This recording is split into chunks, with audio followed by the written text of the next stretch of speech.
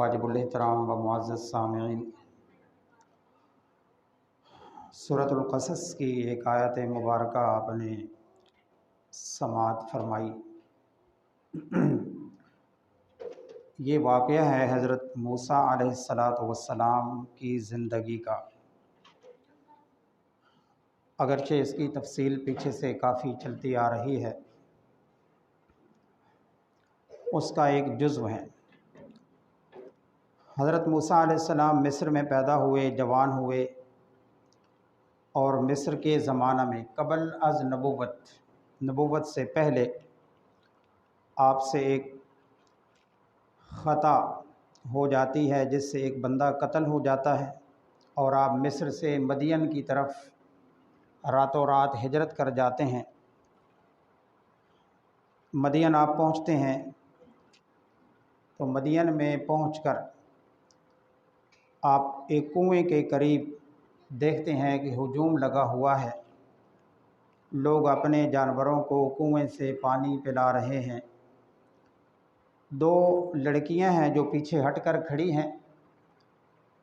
उस हुजूम में उनको पानी पिलाना खासा मुश्किल हो रहा है। हज़रत मूसा अलैहिस्सलाम ये मंज़र देखते हैं तो आप चूँकि वहाँ अजनबी हैं, मुसाफिर हैं, गरीबुद्दियार हैं, ना ये किसी को जानते हैं ना इनको कोई और जानता है। जब आपने देखा कि ये दो लड़कियां हैं, शर्म व हया वाली हैं, बाकी तमाम मर्द हैं, तो इनके लिए यहाँ पानी अपनी बकरियों को पिलाना मुश्किल हो रहा है, तो आप आगे बढ़कर इनकी मुआवनत करते हैं, मदद करते हैं, लोगों को पीछे हटाते हैं और इन लड़कियों को पहले पानी पिलाकर रुखसत कर देते हैं। ये काम करने के बाद एक दरख्त के नीचे आप आराम फरमाते हैं। सफ़र किया है, भूख प्यास लगी है, अल्लाह की हुजूर दुआ भी करते हैं, मेरे मौला मैं मुश्किल में हूँ, रब्ब इन्नी लिमा अनज़लत इलैया मिन खैरिन फ़क़ीर, मेरी मदद फरमा, कुछ खाने का इंतज़ाम हो जाए, यहाँ कोई पुरसान हाल हो जाए। आप ये दुआ फरमा रहे हैं, एक दरख्त के नीचे बैठकर आराम भी फरमा रहे हैं, अल्लाह के हुजूर रुजू भी फरमा रहे हैं। ये दो लड़कियां घर जाती हैं तो अपने अब्बा को जाकर बताती हैं कि एक आदमी ने हमारी बड़ी मदद की है। अब्बा कहते हैं उनको बुला कर लाओ, कौन है? तो एक लड़की उनमें से बुलाने के लिए आती है हज़रत मूसा अलैहिस्सलाम को। तो हज़रत मूसा अलैहिस्सलाम उस लड़की के साथ उनके घर जाते हैं। अल्लाह की हुजूर जब इंसान दुआ करता है तो अल्लाह की मदद तो आती है। दूसरा, जब इंसान फलाह व बहबूद के काम करता है, बेलौस लोगों की, इंसानों की खिदमत करता है, तो अल्लाह उसका मुआवजा भी उसे अता फरमाते हैं।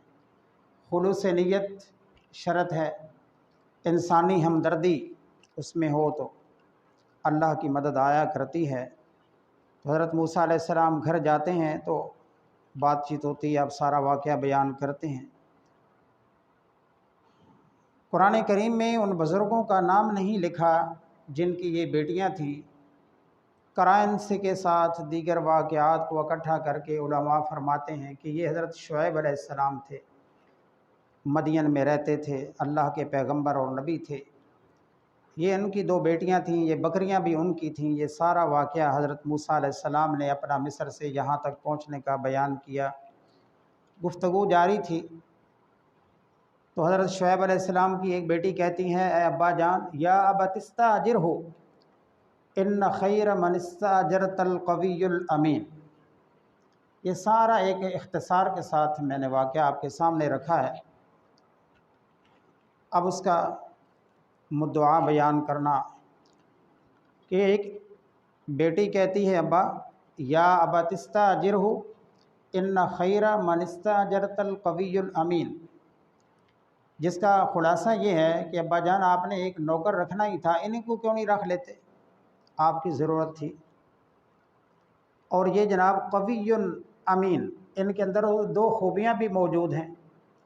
हज़रत मूसा अलैहिस्सलाम अब अल्लाह की निगाह में तो ये पैगंबर बनने वाले हैं, नबी हैं, आगे फ्यूचर इनका क्या है, नबुव्वत है, लेकिन फ़िलहाल इनको मालूम नहीं है कि मैं नबी हूँ। और नबी पहले दिन से अल्लाह की निगरानी में परवरिश पाते हैं, और नबी तमाम अम्बिया सेहतमंद, कवी, मजबूत, तवाना होते हैं। तो दो खूबियाँ उस लड़की ने बयान की हैं। अल्लाह के पैगंबर हज़रत मूसा अलैहिस्सलाम असली तो नबी नहीं, वैसे बात हो रही है। अब्बा इनको नौकर रख लें, इनको नौकर रख लें। नौकर किस पर्पज़ पे रखा जाता है?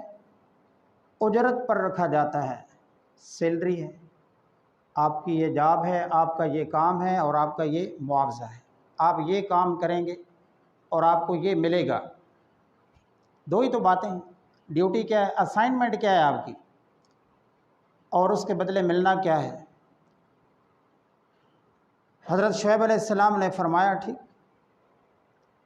बेटी का मशवरा माना, हज़रत मूसा अलैहिस्सलाम को अपने घर में नौकर रख लिया।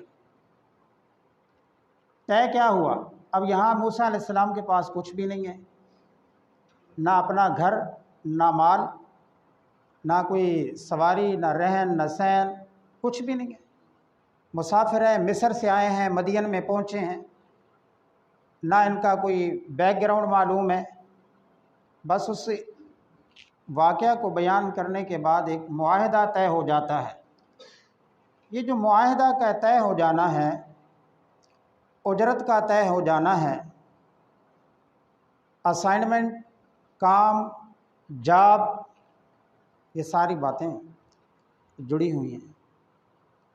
8 साल आप मेरी बकरियां चराएंगे, मुआहदा हो रहा है हज़रत शुएब हज़रत मूसा अलैहिस्सलाम के दरमियान। इन्नी उरीदु अन उनके हक़ इहदबनतैय हातैन अला अन तअजुरनी समानिया हिजज। मेरे और आपके दरमियान क्या मुआहदा है कि मैं एक बेटी का निकाह तुम्हारे साथ कर देता हूँ, तुमने 8 साल मेरी बकरियां चरानी हैं। मूसा अलैहिस्सलाम ने कहा डन, मैं आपकी बकरियां 8 साल चराऊँगा। बाज़ उलमा का ख़याल है, नुक्ता नज़र है कि ये हज़रत मूसा अलैहिस्सलाम ने हक़ महर दिया था अपनी बीवी को निकाह के मौका पर। 8 साल बकरियां चराना हक़ महर है, तो हक़ महर में रकम के अलावा कुछ भी हो सकता है। यहाँ हक़ महर में क्या दिया जा रहा है? सर्विसेज दी जा रही हैं, खिदमात दी जा रही हैं। कितनी खिदमात? 8 साल। इस बुनियाद पर निकाह हो रहा है। हज़रत शुएब फरमाते हैं 10 साल पूरे कर लें तो ये 2 साल मज़ीद तुम्हारे मुझ पर एहसान होंगे। आपने फरमाया ठीक। तो 10 साल हज़रत मूसा अलैहिस्सलाम मदियन में रहे, निकाह किया। 2 चीज़ों की हिफाजत के लिए, पेट की हिफाजत के लिए आपने मजदूरी की, बकरियां चराईं, और अपनी शर्मगाह की हिफाजत के लिए निकाह किया। दोनों चीज़ें अल्लाह को मतलूब हैं। पेट की हिफाजत करें या हराम न जाए, हलाल का ख्याल रखें, और जिनसी ख्वाहिशात में भी हलाल का ख्याल रखें। हर मौका पर किस चीज़ का ख्याल रखना? हलाल का ख्याल। हराम से बचना है, या दोनों मौका पर हलाल की तरफ, हराम से बचने की प्लानिंग हो रही है। उजरत, मेहनत, आजिर, अजीर, मालिक और नौकर, ये एक सिस्टम है, ये अज़ल से चला रहा है, आज का नहीं है। तो हमारा दीन उजरत तय करने को, उजरत लेने को, उजरत पर रहने को, मेहनत करने को, मेहनत का मुआवजा लेने को गलत नहीं कहता। ये नबियों ने किया है। एक नबी यहाँ पर मालिक है, दूसरा नबी यहाँ पर क्या है? हज़रत शुएब अलैहिस्सलाम यहाँ मालिक हैं, उनकी बकरियाँ हैं, उनका सरमाया है। दूसरे नबी हज़रत मूसा अलैहिस्सलाम मेहनत करने वाले हैं, ये उजरत लेने वाले हैं, वो उजरत देने वाले हैं। एक तरफ मालिक हैं, एक तरफ नौकर हैं। एक सरमाया लगा रहा है, दूसरा क्या कर रहा है? मेहनत कर रहा है। सरमाया और मेहनत, ये बड़े अहम उन्वान है। ये आप वर्ल्ड लेवल पर ये एक बड़ा सिस्टम चल रहा है। ये यूरोपियन सनती इनकलाब आता है 1700, अगर मैं भूल नहीं रहा, 60 से लेकर 1830 तक। ये 17वीं सदी का आखिर है, 18वीं का ये आगाज़ है। ये सनती इनकलाब का ज़माना कहा जाता है। मशीनें ईजाद हो गई हैं। मशीनें जब ईजाद होती हैं तो क्या नतीजा निकलता है? लोग बेरोज़गार होना शुरू हो जाते हैं। जहाँ 100 बंदा काम करता था वहाँ एक मशीन काम करती है। बेरोज़गारी मसाइल पैदा होते हैं, माशी निज़ाम पैदा होते हैं, फिर नए नए फ़लसफ़े आते हैं, अफलातून पैदा होते हैं, दानश्वर आते हैं। इन्हीं हालात व वाक़यात के पीछे फिर क्या हुआ? रूस का सोशलिज़म का इनकलाब आता है। ये मेहनत और सरमाया, एक तरफ सरमायाकार है, एक तरफ मेहनतकार है। सरमायादार समझते हैं कि मैं सुपीरियर हूँ, और ये कुछ अरसा पहले जब दीन इस्लाम हमारा मक्का में शुरू हुआ, रसूलुल्लाह सल्लल्लाहु अलैहि वसल्लम से पहले भी ये काम ज़्यादातर लोग ग़ुलाम किया करते थे। दूसरे लोग भी करते थे, आज़ाद भी करते थे, मेहनत मजदूरी, लेकिन ज़्यादातर ये काम ग़ुलामों का था।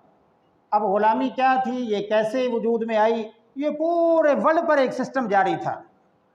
बड़ी बड़ी तहज़ीबें जो शुरू से यूनान, रोम, फ़ारस और दीगर बड़ी बड़े कल्चर, बड़ी बड़ी तहज़ीबें हैं चली आ रही हैं, सब तहज़ीबों में ग़ुलामी का पूरा एक तसव्वुर, कॉन्सेप्ट मौजूद था। ग़ुलामों से काम लिया जाता था, काम का मुआवजा पूरा नहीं दिया जाता था, दिन और रात के अंदर कोई आराम नहीं था। तो अभी लेटेस्ट जो था वो क्या है जनाब, 16 घंटे मज़दूर काम करता है। तो ये सबसे पहले जो तहरीक चलती है शिकागो से। अब आप समझ गए होंगे कि हमारा टॉपिक क्या है, ये यौम मज़दूर है। जो लेबर डे आ रहा है 1 मई को, उस हवाले से हम कुछ अर्ज़ करना चाह रहे हैं।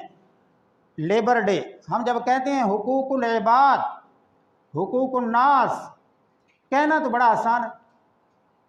हमारे 2 बड़े टॉपिक हैं जी, हुकूकुल्लाह, हुकूकुल इबाद, बंदों के हुकूक। इन बंदों के हुकूक में एक तबका मज़दूरों का तबका भी है, वो भी बंदे हैं, वो भी इंसान हैं, उनके भी एक हुकूक हैं, उनके भी माशी मसाइल हैं और उनकी दीगर चीज़ें हैं।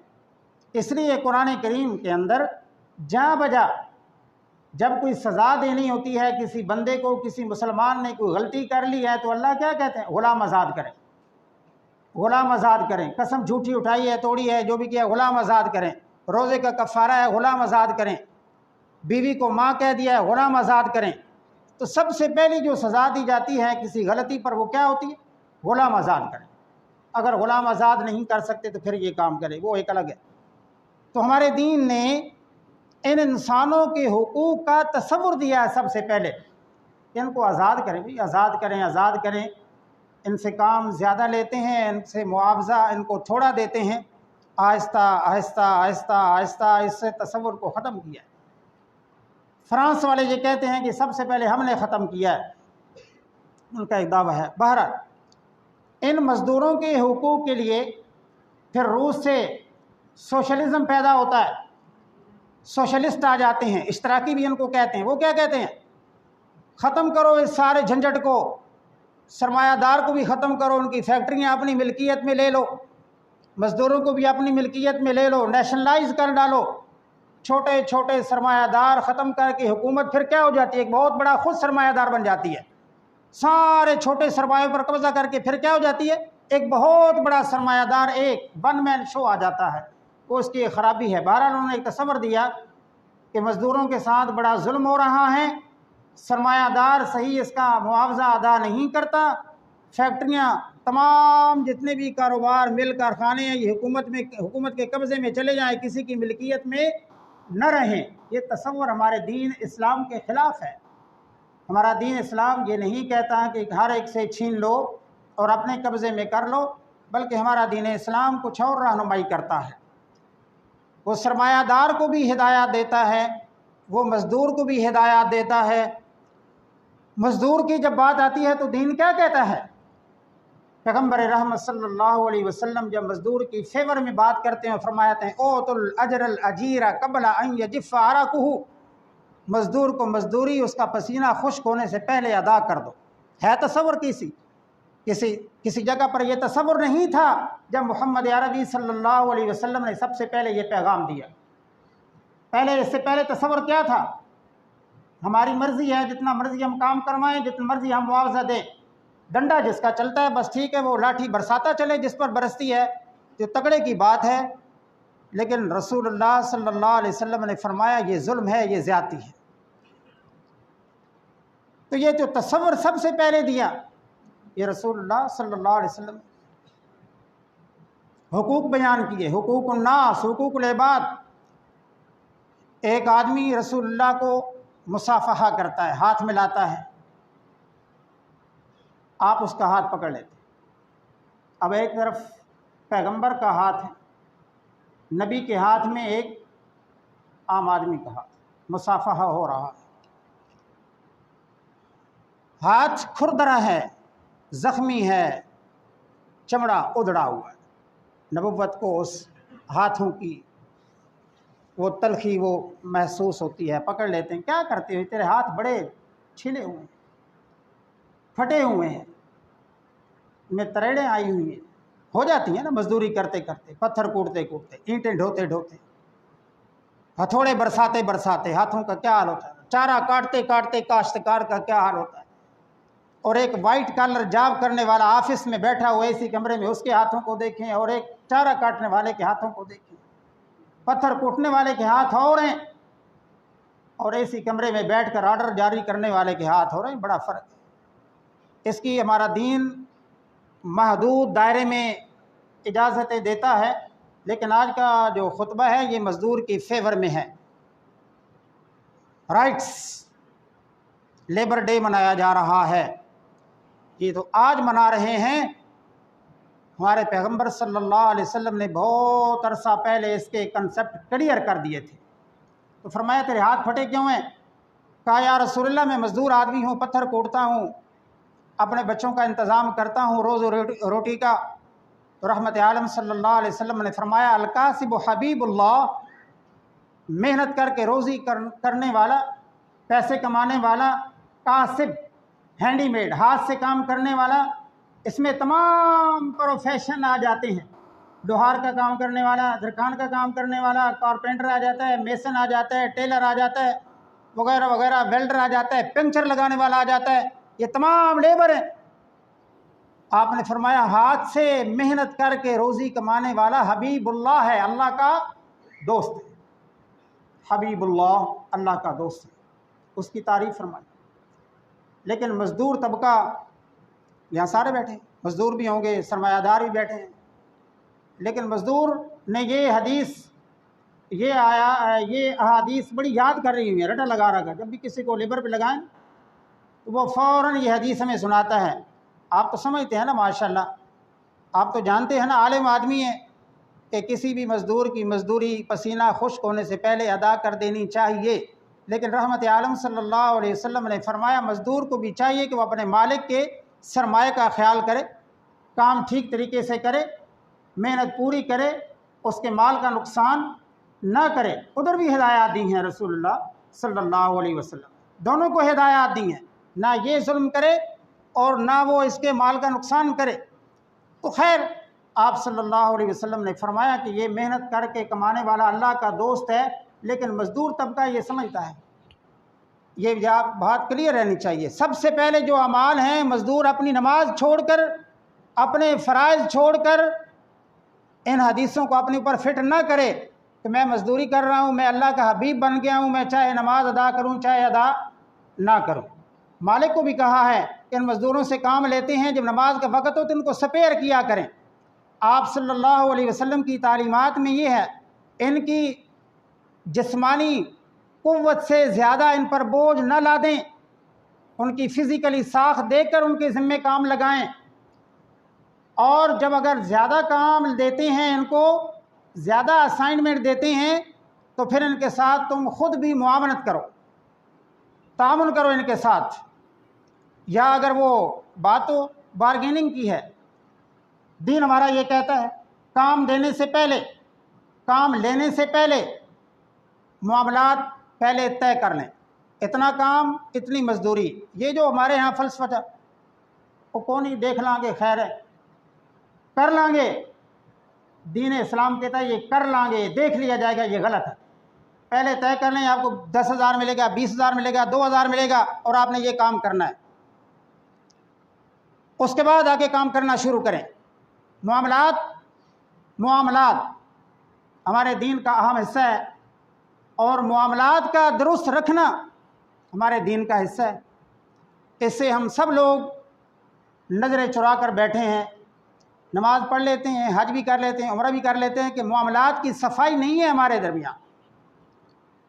तो ये हुकूकुल इबाद में शामिल है। आज यौम मज़दूर है, आज से मुराद 1 मई को मनाया जा रहा है। शिकागो से ये तहरीक चलती है और ये बढ़ते बढ़ते जनवरी 1955 से लेकर अगस्त 1955 तक अमेरिका, रूस, कनाडा, यूरोप, सारा हिंदुस्तान, इसमें बड़ी हड़तालें हुई, बड़ी तहरीकें हुई, बड़े बंदे मरे। ये मज़दूरों का लाल रंग का झंडा ये कैसे, ये झंडा सफ़ेद रंग का था। पुरअमन एहतजाज कर रहे थे कि हमारा काम 16 घंटे का है, इसको 8 घंटे किया जाए, 24 घंटों को 3 पे तकसीम करें तो 8 बनते हैं, 8 घंटे आराम करें, 8 घंटे काम करें और 8 घंटे कुछ बीवी बच्चे और दीगर रिश्तेदार और इबादत वगैरह उसका भी कुछ निकालें। तो काम काम काम, हमारे बाबा जी का भी ये फार्मूला है, काम काम काम। बस एक वक़्त के लिए बाबा जी ने कहा ठीक है, उस वक़्त इसी की ज़रूरत होगी, लेकिन बहरहाल काम काम और आराम भी 8 घंटे दरकार है। आराम ना हो तो काम कैसे होगा? डे एंड नाइट का जो तस्वर आ गया, अल्लाह रब्बुल इज़्ज़त ने कुरान करीम ने फरमाया कि हमने दिन को मईशत के लिए बनाया है, वजअलना नहार मआशा, दिन मईशत के लिए है, रात आराम के लिए है। अब डे एंड नाइट का जो तस्वर चल रहा है, ये ज़रूरत भी होगी मुआशरे की, वर्ल्ड की, लेकिन बहरहाल इसके अंदर पस मंज़र एक हवस भी है, लालच भी है, तमा भी है, ताकि ज़्यादा से ज़्यादा सरमाए को समेटा जा सके। थ्योरी इसकी यही है, बाकी मुआशरे की ज़रूरत भी है, उस पर हम गुफ्तगू नहीं कर सकते। हालात वाक़यात बदलते रहते हैं, ठीक है, होना चाहिए, चलना चाहिए, लेकिन बहरहाल कुरान का तस्वर क्या है? वजअलना नहार मआशा वजअलना लैल लिबासा, दिन और रात के अलग अलग ड्यूटीज़ हैं। सो मज़दूरों पर ये जो सफ़ेद रंग का झंडा था, ये सुर्ख में कैसे तब्दील हुआ?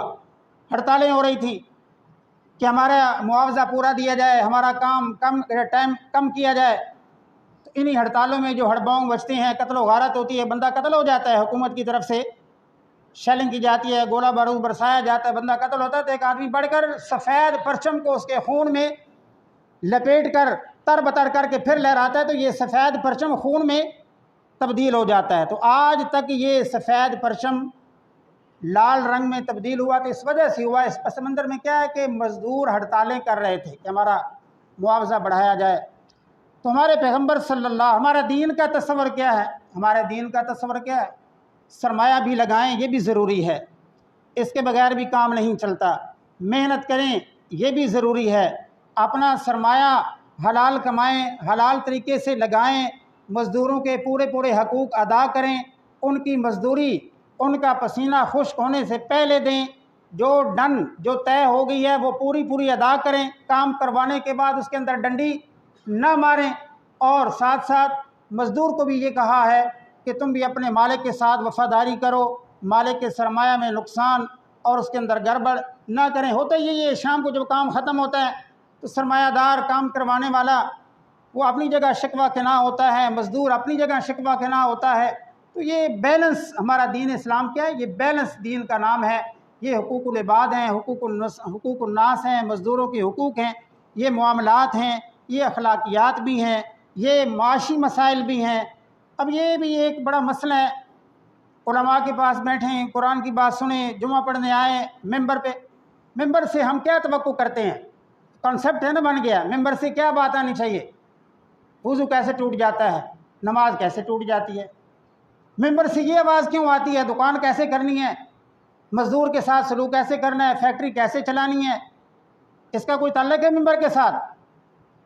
इसी का तो ताल्लुक़ है मेंबर के साथ। ये आज की बात नहीं, ये अज़ल से चला आ रहा है। हज़रत शुएब अलैहिस्सलाम की सीरत है। आप उनको कहते हैं कि अपने मार्केट ठीक रखें। मुशरिक, काफिर, लादीन तबका क्या कहता था? ऐ पैगम्बर, तेरी नमाज तुम्हें ये सिखाती है कि हमारे मामलात के अंदर इन्वॉल्वमेंट, हमारी मर्ज़ी है, हम जैसे कमाएं, जैसे खर्चें, जितना काम लें, जितनी मजदूरी दें न दें, ये हमारी हेडेक है। ये उलमा की हेडेक नहीं है, ये अम्बिया की हेडेक नहीं है, ये कुरान की हेडेक नहीं है। इसके अंदर कुरान को, अम्बिया के वरसा को दखल देने की चंदा ज़रूरत नहीं है। ये एक कंसेप्ट है दीन बेजार लोगों का। लेकिन जो दीन के साथ जुड़े लोग हैं, ईमान के साथ जुड़े लोग हैं, कुरान और नबी को अहमियत देने वाले लोग हैं, ईमान वाले लोग हैं, उनका ये तसव्वुर नहीं होना चाहिए। अल्लाह हमें सही फ़हम दीन नसीब फरमाए। सुन्नत